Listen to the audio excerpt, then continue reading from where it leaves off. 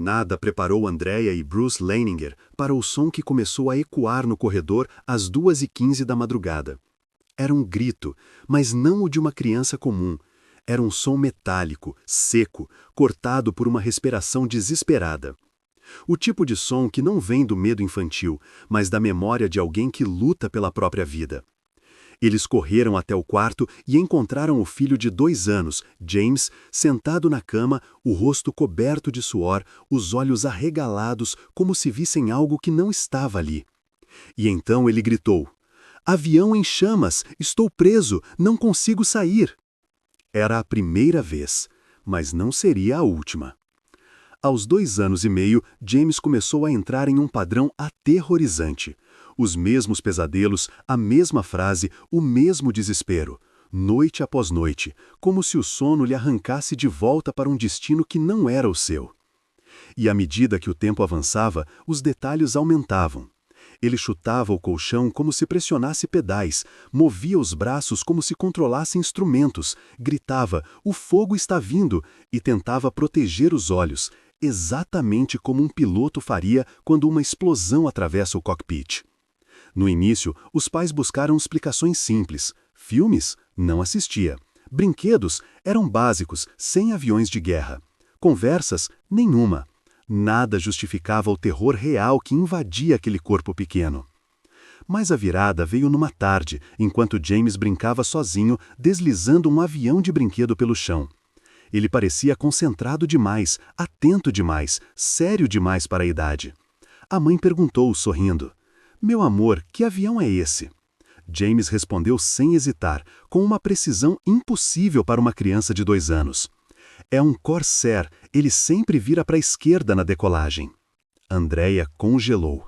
Não era possível. O comportamento descrito, o torque à esquerda, é algo que nem muitos adultos sabem. É informação técnica, militar, histórica, e não estava em programas infantis, não estava em livros, não estava em absolutamente lugar nenhum da rotina da criança.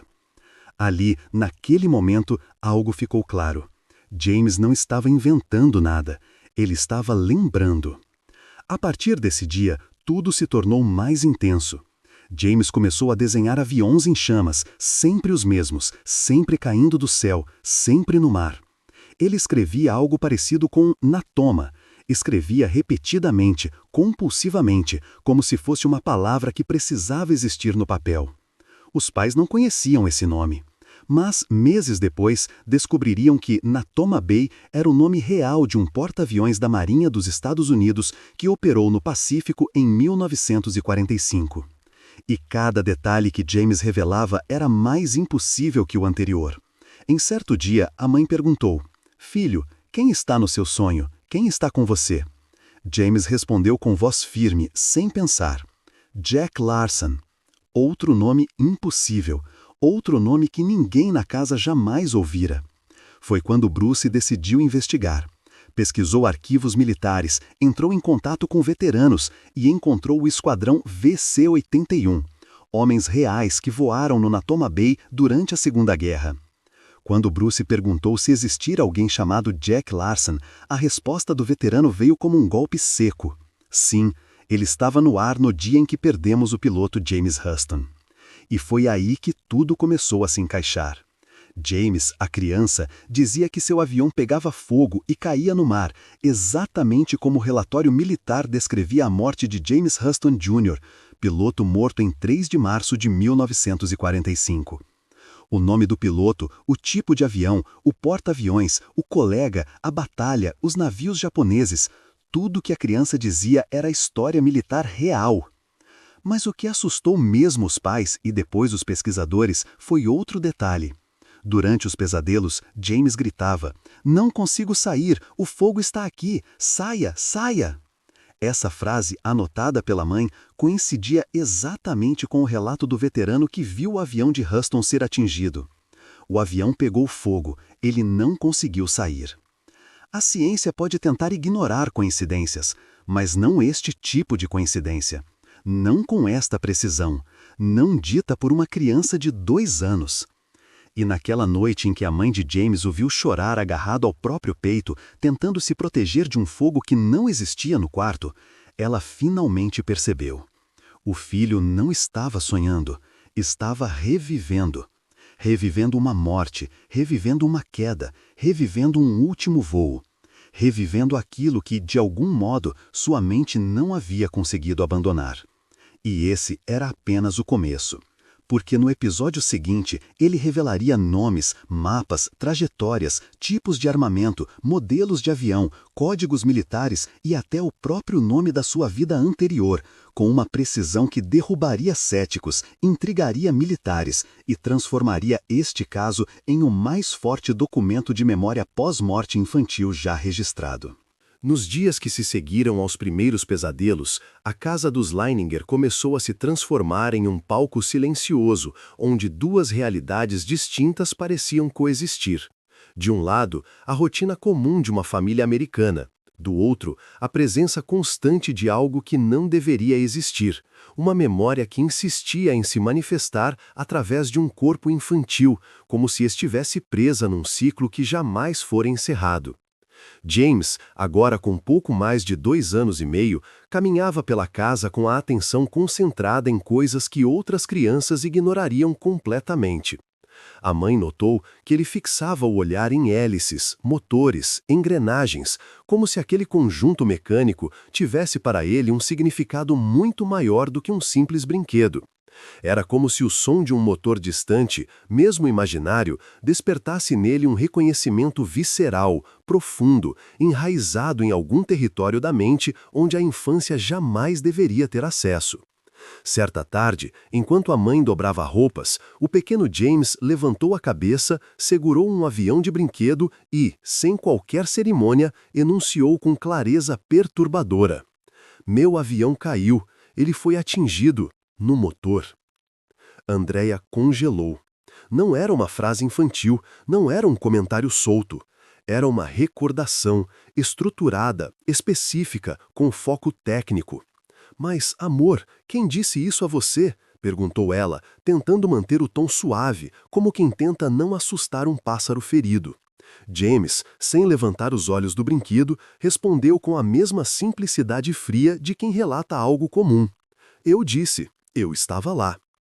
Essa frase, dita com a naturalidade de uma criança que fala sobre um desenho animado que acabou de assistir, caiu sobre ela como um peso incômodo, pesado demais para ser ignorado e impossível de ser explicado. Naquela noite, os pesadelos retornaram, mas algo mudou. Quando ela entrou no quarto, encontrou o filho não apenas gritando, mas segurando o ar como se estivesse realmente lutando para abrir uma escotilha invisível. As pernas chutavam freneticamente, o tronco se arqueava para frente e as mãos se prendiam ao peito num gesto automático de quem tenta se proteger de uma explosão próxima. Andrea tentou acordá-lo, mas James estava preso em uma situação que não existia naquele quarto, uma cena que se repetia como um trauma reencenado pela própria mente. E, no momento em que ele finalmente despertou, ofegante, os olhos ainda perdidos em algum lugar que não fazia parte da casa, ele murmurou: "Não consegui sair, o fogo veio muito rápido." A mãe se ajoelhou ao lado da cama, sentindo o coração disparar. "De onde, meu amor? De onde veio esse fogo?" Ele respondeu algo que fez o sangue dela gelar. "Veio do inimigo. Eles me pegaram." A frase não tinha nenhuma relação com a vida de uma criança moderna, cercada por desenhos, livros escolares e brinquedos coloridos. Era um fragmento de guerra, cru, direto, impregnado de medo real. E essa autenticidade, essa densidade emocional que não existia na imaginação de uma criança tão pequena, começou a transformar o caso inteiro em algo que ultrapassava qualquer explicação superficial. Os dias seguintes trouxeram sinais ainda mais perturbadores. Ao visitar um museu de aviação, James se soltou da mão do pai, correu para o canto de um hangar e começou a bater insistentemente no vidro que protegia um avião antigo. "Eu voava este aqui, e as balas vinham de lá." Ele apontou para uma região específica do céu, a direção de onde, segundo registros militares, os japoneses realmente atacavam. Mas o que chocou Bruce naquele momento não foi o gesto, nem a frase, nem mesmo a convicção. Foi o fato de James ter chamado o avião pelo nome exato do modelo, um modelo cuja designação nem adultos leigos conseguiriam lembrar. É um Corsair, o motor fazia o avião virar para a esquerda. Bruce ficou paralisado. Não era possível, não era admissível que aquele tipo de conhecimento estivesse sendo acessado por uma criança que sequer sabia escrever o próprio nome completo. E então, como um espectro que se recusa a desaparecer, o padrão se intensificou. James começou a desenhar compulsivamente, traços rápidos, repetitivos, angulares, que pareciam vir de algum instinto automático, quase uma memória muscular. Os desenhos tinham sempre a mesma estrutura. Um avião com uma hélice frontal, fogo saindo do motor, o mar logo abaixo e, quase sempre, um porta-aviões com o nome Natoma. Bruce pesquisou por semanas, até descobrir com choque que USS Natoma Bay era um porta-aviões real, ativo na Batalha de Iwo Jima em 1945. E naquele momento, o caso deu um salto de realidade.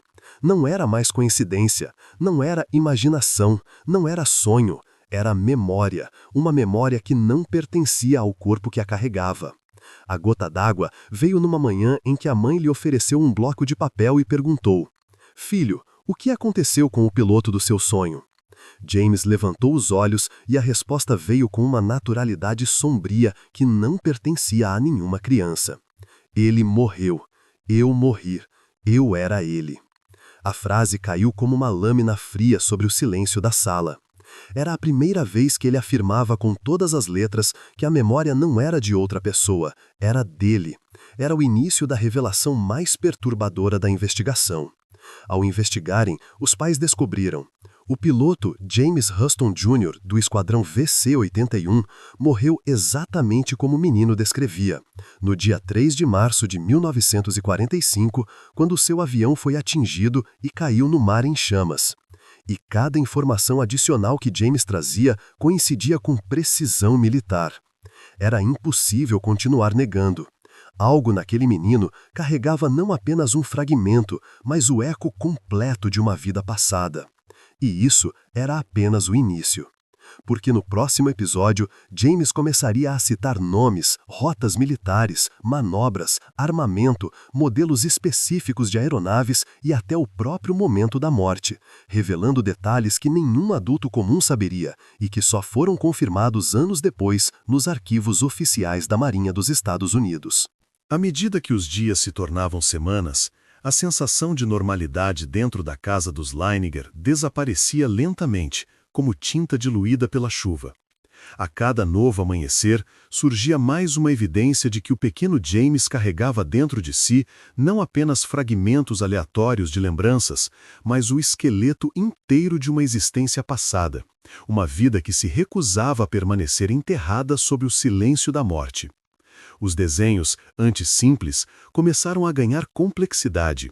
Linhas tortas deram lugar a formatos precisos, com proporções improváveis para alguém tão jovem.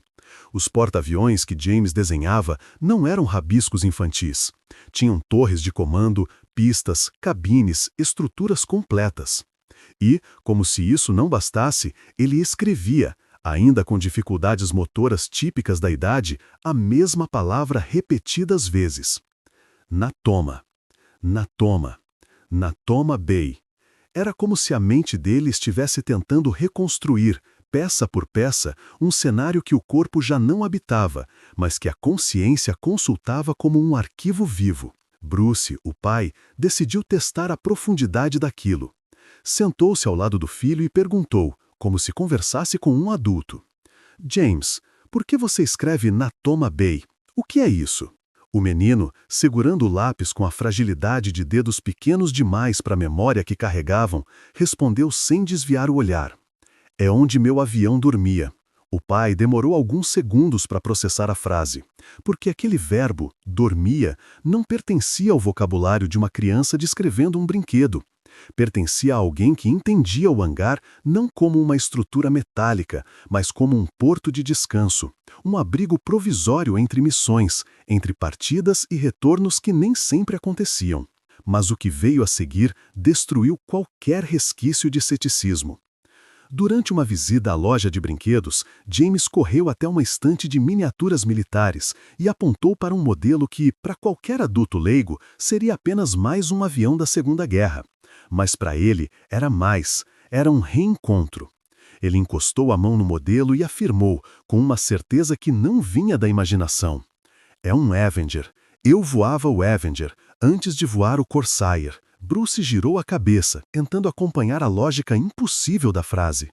Mas, filho, como você sabe isso? James virou-se para ele com um olhar tão simples quanto devastador. Porque eu era grande, eu era piloto. A frase, dita com a naturalidade de uma lembrança comum, caiu como uma bomba silenciosa. Bruce sentiu o ar desaparecer dos pulmões por um breve instante, não porque acreditasse imediatamente, mas porque reconhecia algo que não conseguia explicar. Crianças não inventam isso, não com essa precisão, não com esse vocabulário, não com essa coerência temporal. E então veio o episódio que marcaria a vida da família para sempre. Durante o jantar, Bruce decidiu testar outro caminho. Pegou um grande atlas militar e começou a folhear páginas com mapas da região do Pacífico, tentando disfarçar o propósito de suas ações. Ele deixou o livro aberto sobre a mesa, na página que mostrava a ilha de Iwo Jima, e esperou. James estava do outro lado da sala, brincando com blocos. Sem olhar, sem aviso, sem qualquer pista visual, o menino levantou-se e caminhou diretamente até o livro aberto, apontando para uma região específica do mapa. Foi aqui. A sala ficou imóvel. Bruce aproximou-se, com cautela, como quem se aproxima de um animal selvagem prestes a fugir ou atacar. Foi aqui. O que, meu amor? James passou o dedo devagar pela extensão do oceano, como se reconstruísse um voo impossível. Onde meu avião caiu. Eu lembro da água e do fogo. A frase, tão densa, tão carregada de peso histórico, fez Andrea pressionar a mão contra o peito. Mas o detalhe que viria em seguida deixaria qualquer historiador perplexo. James aproximou o dedo do desenho do litoral e disse com precisão: caiu perto da enseada, perto do barco japonês. Bruce, tremendo, decidiu investigar e descobriu, com choque absoluto, que o piloto James Huston Jr. realmente caiu exatamente naquela região, durante a Batalha de Iwo Jima, quando foi atingido por fogo antiaéreo vindo de navios japoneses. A informação era militar, técnica, secreta e jamais aparecera em nenhum filme ou desenho que James pudesse ter visto. Mas a revelação mais perturbadora ainda estava por vir. Numa manhã, enquanto arrumavam os brinquedos, Andrea puxou conversa com o filho. Filho, quando você era piloto, lembra o nome de alguém que voava com você? James respondeu com a mesma leveza de sempre. Larsen. A mãe sorriu, achando que era apenas imaginação. Larsen? Quem é Larsen? James deu de ombros. Meu amigo, ele estava comigo no céu. Ele viu quando eu morri. Mais tarde, Bruce pesquisou obcecado, desesperado, quase febril, e encontrou o nome Jack Larsen, piloto que também voara no esquadrão VC-81, no mesmo porta-aviões, na mesma batalha. Os pais se entreolharam e ambos sabiam, sem dizer, que haviam ultrapassado a fronteira racional. A mente de James não produzia símbolos infantis, não criava metáforas, não imitava histórias. Ela lembrava. Detalhes, nomes, coordenadas, táticas militares, cenários reais de guerra, momentos finais de uma vida interrompida. Nos dias seguintes, James começou a reproduzir sons que nenhum adulto ensinara. O ronco do motor Pratt & Whitney, a vibração do Avenger, o impacto do fogo no metal, o barulho da hélice perdendo força, e dizia frases que congelavam o ambiente. Eles vieram por trás, eu não vi. O fogo entrou rápido, o cockpit fechou, eu tentei sair, mas o mar chegou primeiro. Cada palavra parecia emergir de um arquivo que não pertencia ao mundo infantil, mas a um universo inteiro de lembranças técnicas, emocionais e sensoriais de um piloto veterano da Segunda Guerra Mundial. E o mais impressionante, os detalhes que James revelava só foram confirmados meses depois, quando os pais tiveram acesso aos relatos militares originais. Ou seja, James sabia antes, muito antes, de tudo. E isso colocaria o caso no patamar mais alto da história dos estudos científicos sobre memórias pós-morte. Mas o que aconteceria no episódio seguinte seria tão devastador, tão conclusivo e tão impossível de negar que mudaria para sempre o rumo da investigação. Porque James não apenas lembraria a morte, ele lembraria seu nome, sua base naval, sua idade, seu esquadrão e a última frase que disse antes de morrer. A essa altura, os Leininger já não viviam mais em uma casa comum. Viviam numa atmosfera espessa, quase tangível, como se cada cômodo guardasse o eco de um passado que não lhes pertencia, mas que insistia em se infiltrar na rotina doméstica com a persistência silenciosa de um segredo que se recusa a permanecer enterrado. James, cada vez mais, parecia carregar no corpo pequeno o peso de memórias que não eram de um menino, mas de um homem adulto, um homem que vivera, combatera, temera e morrera décadas antes de o próprio James nascer. E foi numa madrugada silenciosa, enquanto a lua atravessava a janela como uma lâmina pálida recortando a escuridão, que algo novo e muito mais perturbador começou a ocorrer.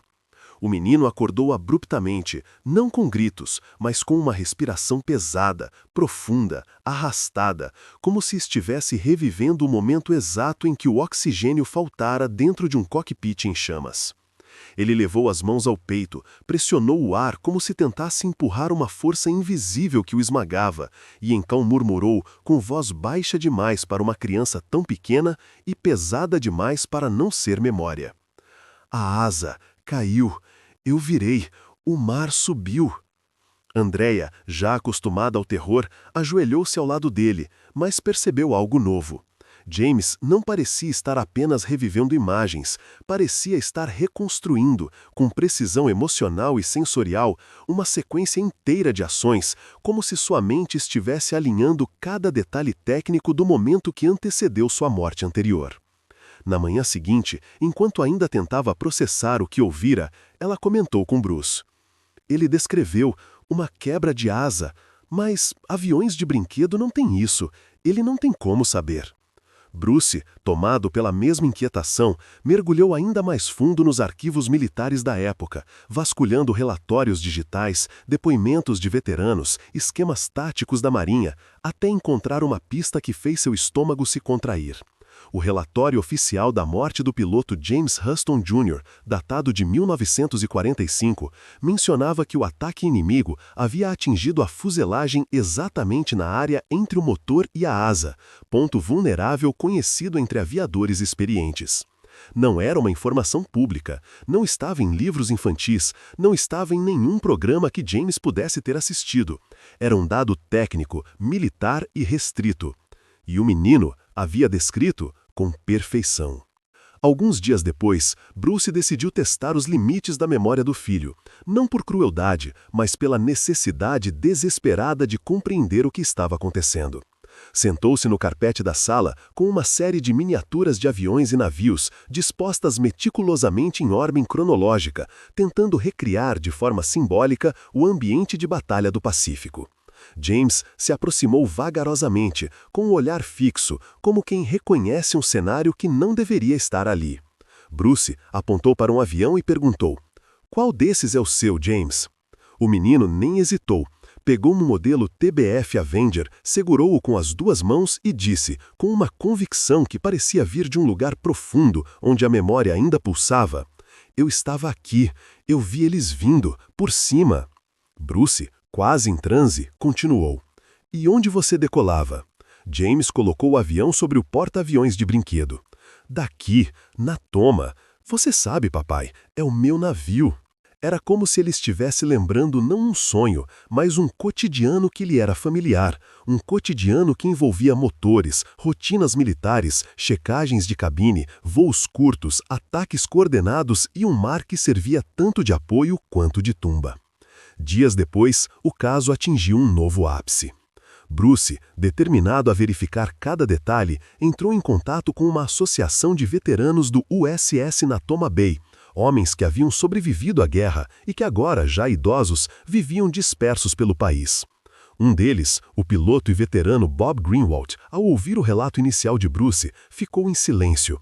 Não o silêncio desinteressado, mas aquele silêncio pesado, carregado de lembranças que permanecem há décadas guardadas em lugares internos que poucos ousam revisitar. Esse menino falou do Corsair? Falou do Avenger? Falou da força do motor virando para a esquerda? Bruce confirmou tudo. O veterano respirou fundo e disse algo que alteraria completamente o rumo da investigação. Nós perdemos um piloto assim. O nome dele era James Huston. A coincidência era tão perfeita que beirava o impossível. Bruce sentiu o chão sumir sob seus pés. O veterano continuou. Ele caiu exatamente como você descreveu. Fogo na asa, impacto no mar, não conseguiu sair.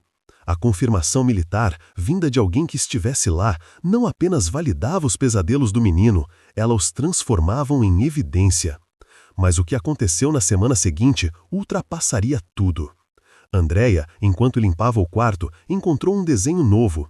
Um avião em queda, o mar, fogo, e numa das extremidades, algo que gelou seu sangue, um conjunto de letras e números que ela não reconhecia. Ela mostrou o desenho ao marido. Você sabe o que significa isso?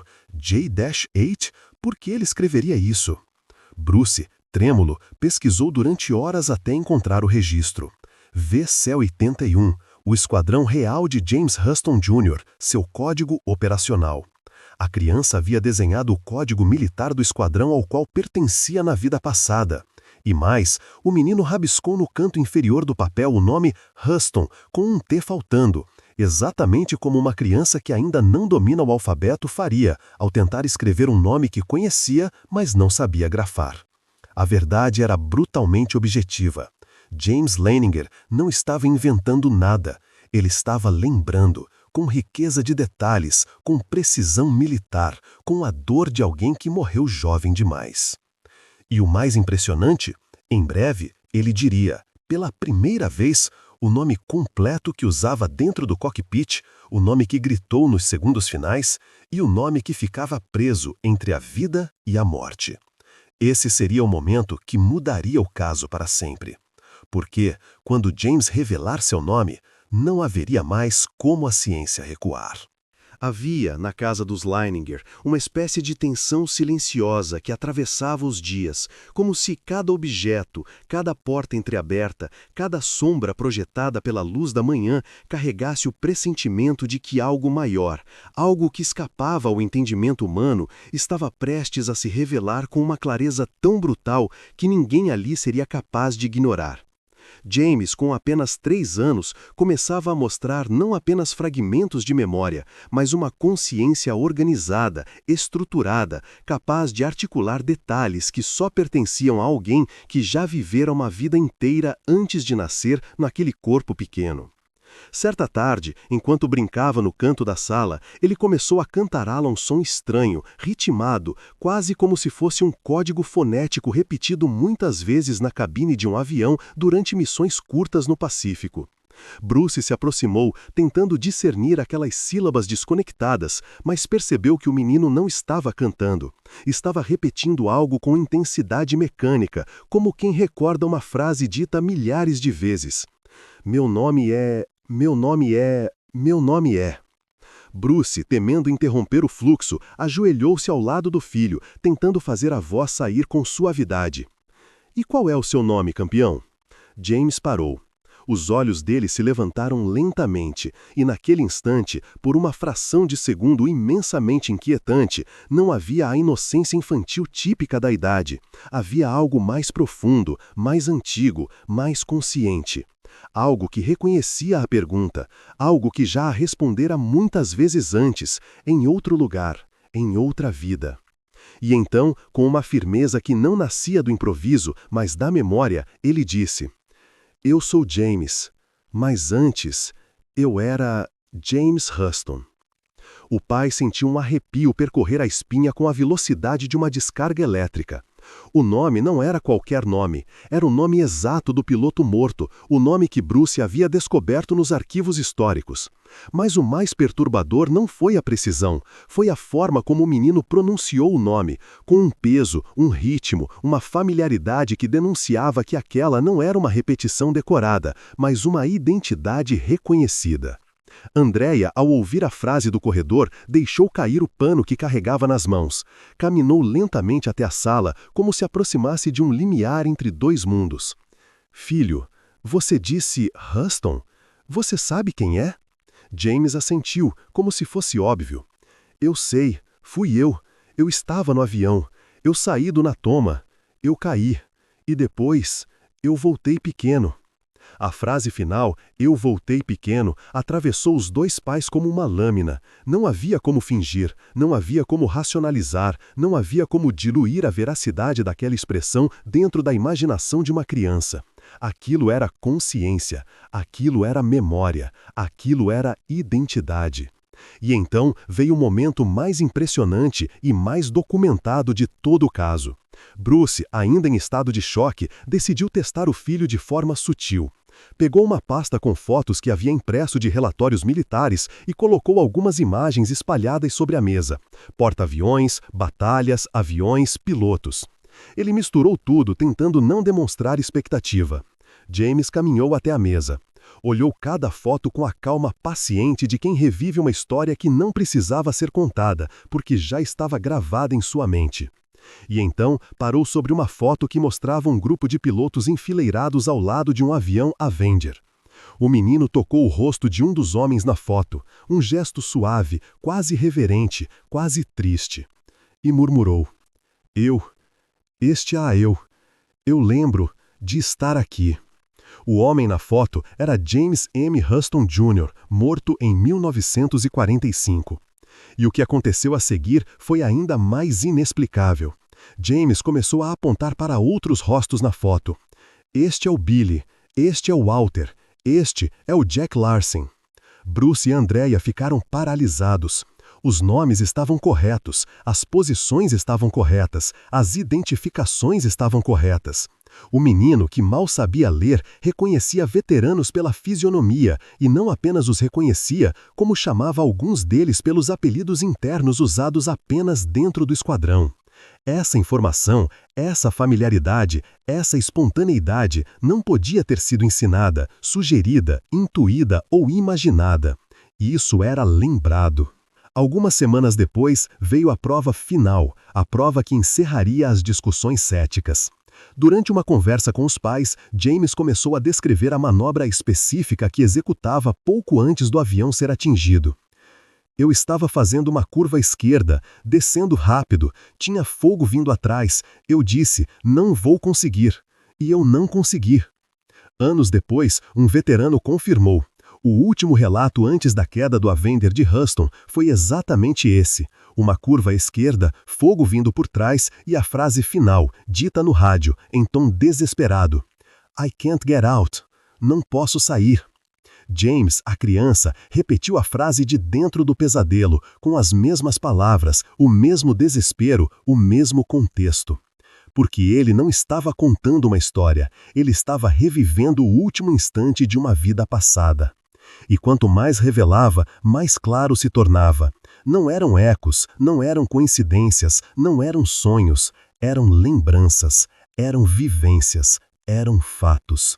E no próximo episódio, o mais forte e emocional de todos, James reencontraria os antigos companheiros de esquadrão, olharia nos olhos de homens que ele conhecera décadas antes e os chamaria pelos nomes e apelidos que só um piloto do VC-81 poderia conhecer. E ali, diante daqueles homens, o passado e o presente colidiriam de forma impossível de negar. Havia algo quase indescritível no ar quando Bruce, tomado pela teimosa necessidade de confrontar o impossível com as próprias mãos, decidiu que não poderia mais permanecer apenas como observador distante, recolhendo fragmentos de provas e registrando os detalhes minuciosos das falas do filho.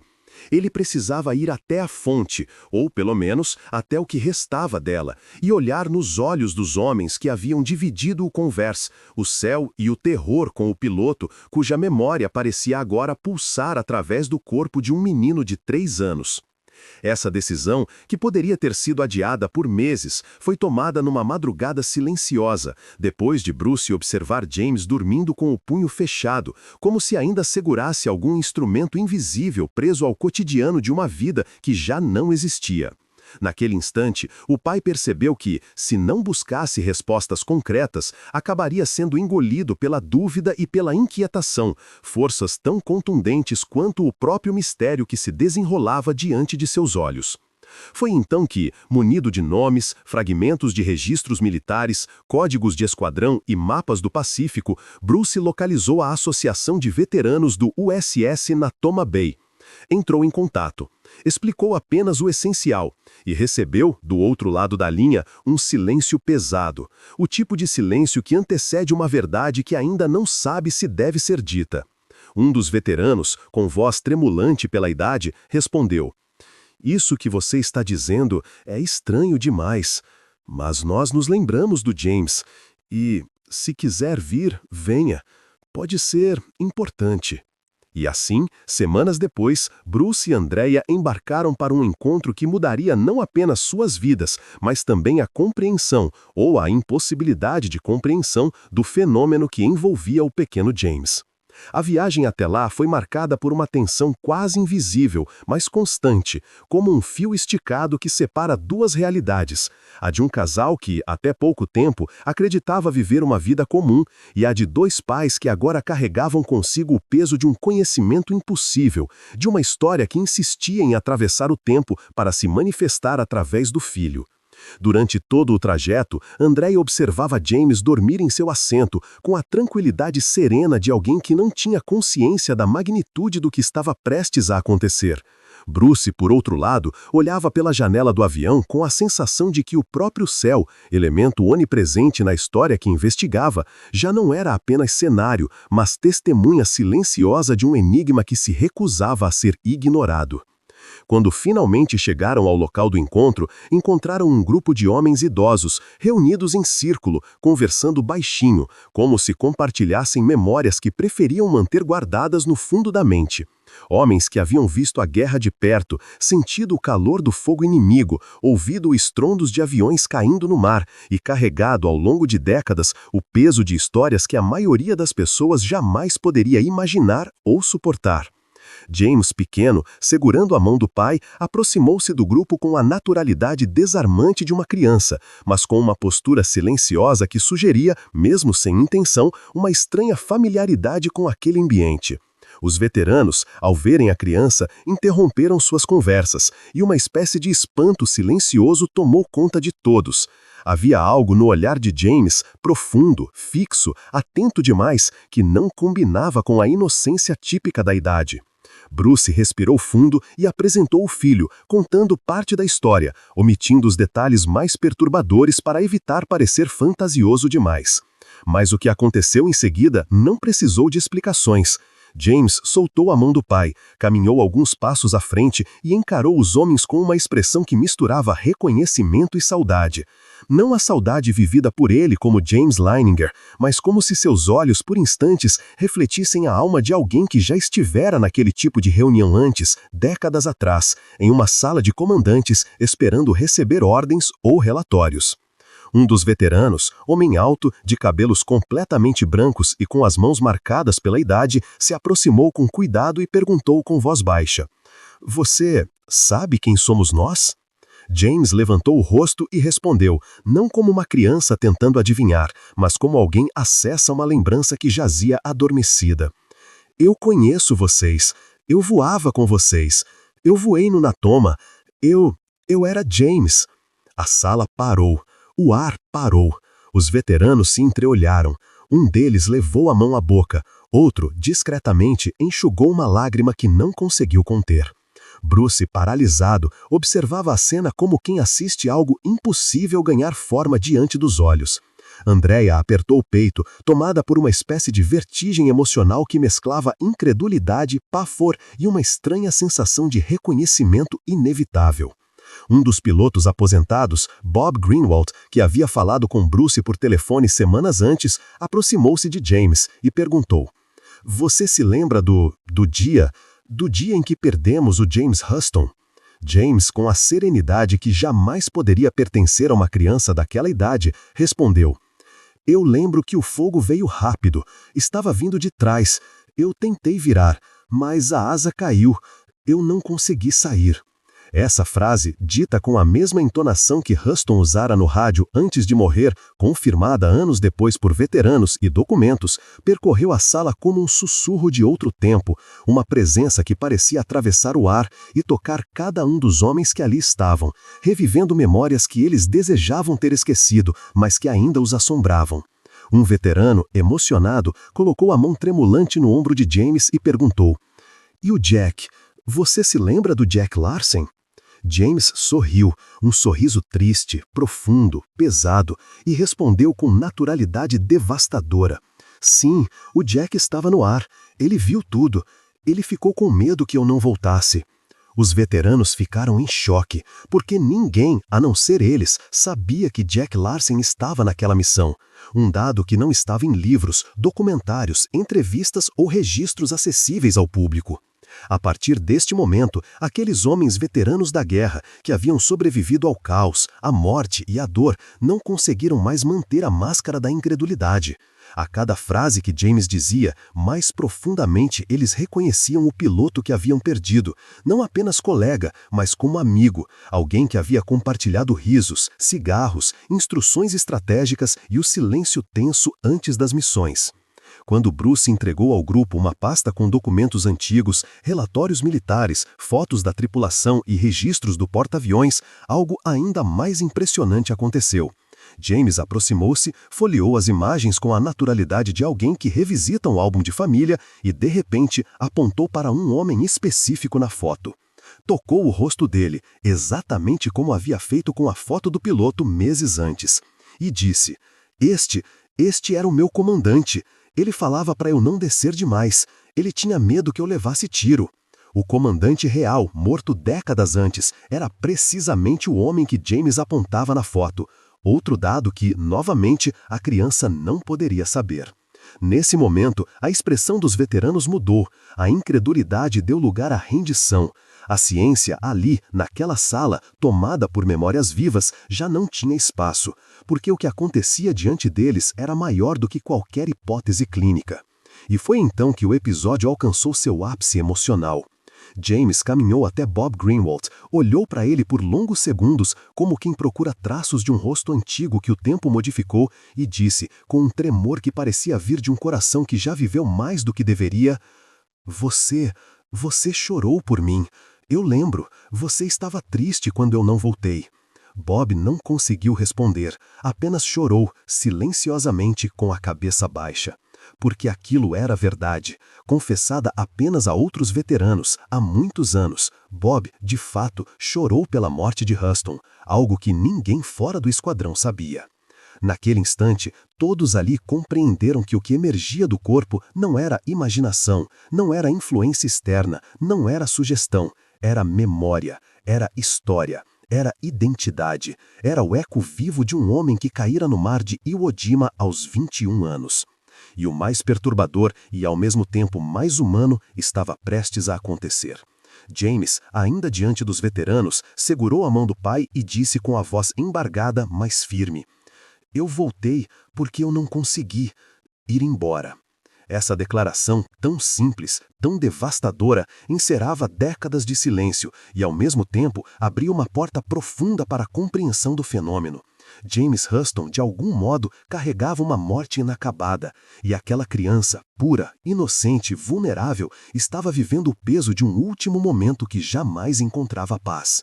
E quando os veteranos abraçaram James como quem abraça um fantasma finalmente reconhecido, Bruce e Andrea perceberam que nada do que tinham vivido até ali, nem um sonho, nem um pesadelo, nenhuma coincidência, era acidental. Aquele menino era, de algum modo, a continuação de uma história interrompida. E no próximo episódio, ainda mais denso e emocionante, James descreveria o momento exato da morte, falaria da sensação de atravessar o limite entre vida e pós-morte e explicaria como era voltar dentro de um corpo de criança, revelando as memórias mais sensíveis e impossíveis do caso. Existem momentos na história que não pertencem apenas ao passado, pertencem ao espaço indefinido onde o tempo se fragmenta e a consciência, incapaz de compreender o próprio fim, fica presa no instante exato em que tudo desmoronou. Esse espaço, ao mesmo tempo emocional, psicológico e existencial, parecia ser o lugar onde a alma do piloto James Huston permanecera aprisionada durante décadas, até encontrar, no corpo de uma criança, um novo ponto de ancoragem para continuar a emitir sinais.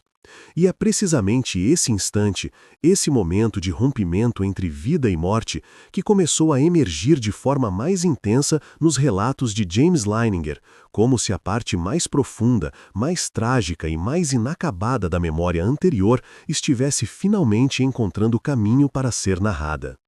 Foi numa noite particularmente quente, quando um vento úmido e inquietante atravessava as frestas da janela, que o menino acordou não com um grito, mas com um silêncio tão brusco e tão anormal que Andrea sentiu o corpo gelar antes mesmo de abrir os olhos. James estava sentado, completamente imóvel, com o peito arfando de maneira irregular, o olhar fixo em um ponto que não existia no quarto, e as mãos fechadas, como se segurassem controles invisíveis. Andrea correu até ele, mas percebeu algo terrível. James não estava ali. Não realmente. O corpo era o do filho, mas a respiração, a postura, a tensão muscular, tudo aquilo pertencia a um homem adulto, preso em seu último instante de vida. Quando finalmente conseguiu articular palavras, a voz que saiu do menino carregava uma densidade emocional impossível para sua idade. Eu senti primeiro o cheiro, de fumaça. Depois um som, como metal se quebrando. Andrea, já chorando, segurou-o pelos ombros, mas James não reagia ao toque. Estava inteiramente mergulhado no momento da morte. Filho, você está aqui, você está seguro, fala comigo. Mas o menino continuou.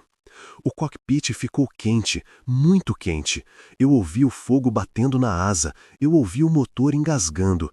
Eu sabia que ia cair. Eu disse, não vou conseguir.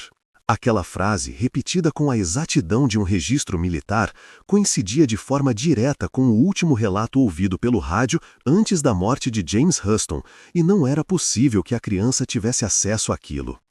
Em seguida, ele levou as mãos à garganta, como se algo invisível o pressionasse, e murmurou. O ar ficou pesado, não dava para respirar, meus olhos ardiam, eu tentei abrir, tentei bater no vidro, mas o fogo vinha e o mar estava subindo. Bruce, que entrara no quarto ao ouvir os gemidos da esposa, assistiu à cena com o terror silencioso de quem vê o próprio filho reviver um trauma que não lhe pertence. Ele ajoelhou-se ao lado da cama e tentou chamar. James, filho, você está dormindo, acorde! Mas James não acordava. Não porque estivesse dormindo, mas porque estava recordando conscientemente, como se estivesse revivendo milimetricamente o instante final de sua vida passada. E então veio a parte mais devastadora, a parte que nenhum relatório, nenhum documentário e nenhum artigo acadêmico conseguiu reproduzir com a precisão emocional que os pais testemunharam naquela noite. James murmurou com uma voz quebrada e frágil. Eu pensei na minha mãe e no meu pai, por um segundo, antes do avião abrir. Essa frase, impossível para uma criança daquela idade formular, continha um detalhe que os pais só descobririam anos depois. O piloto James Huston Jr. era extremamente apegado à família, escrevia cartas carinhosas, mencionava sempre o desejo de voltar para casa. Essa lembrança, de pensar nos pais no instante final, não existia em nenhum documento publicado, mas apareceu posteriormente em relatos privados de veteranos próximos dele. James continuou. Eu senti o impacto, muito rápido, o mar, muito frio, e depois tudo ficou escuro, mas eu ainda estava consciente. Bruce e Andrea se entreolharam devastados. Uma criança de 3 anos não poderia conceber a ideia de consciência pós-impacto, mas James descrevia exatamente o que vítimas de acidentes relatam em experiências de quase morte. E então veio o momento que transformaria aquele episódio no mais perturbador de todos. James colocou a mão no próprio peito, respirando com força, e disse: Eu não morri de uma vez. Eu ouvi o mar, ouvi meu avião, ouvi minha voz se apagando. Andrea caiu em lágrimas. Bruce precisou apoiar-se na parede. E o menino concluiu, com uma lucidez dolorosa. Eu tive medo, eu não queria morrer, eu não estava pronto, e, quando tudo ficou escuro demais, eu saí. Andréia perguntou entre soluços, saiu? Para onde, meu amor? James virou a cabeça muito lentamente, com olhos que pareciam refletir uma profundidade impossível para a idade, e respondeu, dentro do meu corpo. Eu flutuei, eu vi o avião, eu vi o fogo, eu vi o mar, e depois eu caí de novo, mas desta vez dentro do corpo pequeno. O silêncio que se seguiu foi tão pesado que parecia uma presença sólida no quarto. Bruce, com a voz trêmula, perguntou, dentro do corpo de quem? James respondeu, dentro do meu corpo agora. Eu acordei, pequeno, porque eu não consegui ir embora. Era a primeira vez que a criança articulava de forma direta e explícita a transição entre uma vida e outra, uma descrição profunda, coerente e completamente alinhada com centenas de relatos de quase morte estudados por médicos e psiquiatras. E então, como se ainda carregasse no peito a dor do impacto, James completou, eu voltei, porque achei que ainda precisava terminar alguma coisa. Bruce e Andréia ficaram em silêncio absoluto, sem coragem de perguntar o que era essa coisa que precisava ser terminada, porque naquele instante compreenderam que tudo aquilo ultrapassava o simples campo do mistério. Era história, era trauma, era memória, era sobrevivência e, acima de tudo, era a dor de uma morte interrompida. No dia seguinte, James acordaria calmo, como se nada tivesse acontecido. Mas o que ele revelaria no episódio final sobre como é existir com duas vidas dentro de uma única consciência, sobre o que lembrava depois do impacto e sobre por que acredita ter voltado especificamente naquele corpo, transformaria esse caso na maior evidência documentada de memória pós-morte infantil da história moderna. Existem histórias que não se encerram quando o corpo que as vive se cala. Algumas carregam dentro de si uma inquietão tão profunda e um peso tão visceral que continuam ecoando além da morte, atravessando décadas como fragmentos flutuando em algum lugar entre o que foi e o que ainda busca ser. O caso James Leininger, ou talvez o caso James Huston Jr., pertence a essa categoria rara, em que os limites entre psicologia, consciência e identidade se dissolvem diante de fatos que simplesmente recusam explicações fáceis. Naquele último ciclo de revelações, quando James, o menino, descrevera com precisão cirúrgica o instante que precedeu a própria morte na vida anterior, os pais perceberam que algo maior se consolidava. Ele não estava apenas sonhando, nem apenas revivendo um trauma isolado. Estava, de algum modo, carregando duas memórias completas dentro de um único corpo. E essa colisão entre duas existências passou a se manifestar de maneiras ainda mais profundas, mais ricas e mais difíceis de ignorar. Certa manhã, ao observar o filho brincando silenciosamente no chão da sala, Bruce notou que havia uma mudança quase imperceptível nos gestos dele. Uma precisão inusitada, uma firmeza de mãos que não combinava com a infância. Um cuidado quase ritualístico ao posicionar pequenos aviões de brinquedo, como se estivesse, na verdade, repetindo mentalmente as instruções que um piloto recebe antes de cada decolagem. Era um gesto automático, elegante, fluido, como se a memória muscular de uma vida anterior encontrasse caminho para se expressar através de dedos que mal aprenderam a escrever. Andréia também começava a perceber sinais sutis. A forma como James caminhava de um lado a outro quando estava inquieto, reproduzindo o mesmo ritmo dos pilotos nervosos antes de uma missão. O modo como ele pressionava os lábios, como se estivesse segurando uma informação importante. O olhar sempre atento para qualquer som distante que lembrasse motores, como se o ar ao redor estivesse constantemente prestes a despertar uma memória. E foi em um desses dias, aparentemente comum, mas carregado de pressentimentos invisíveis, que James fez uma afirmação que alteraria completamente o entendimento do caso, ampliando-o para uma dimensão ainda mais ampla, profunda e inquietante. Ele estava sentado na mesa da cozinha, balançando os pés no ar, quando disse com a naturalidade devastadora de quem repete algo óbvio.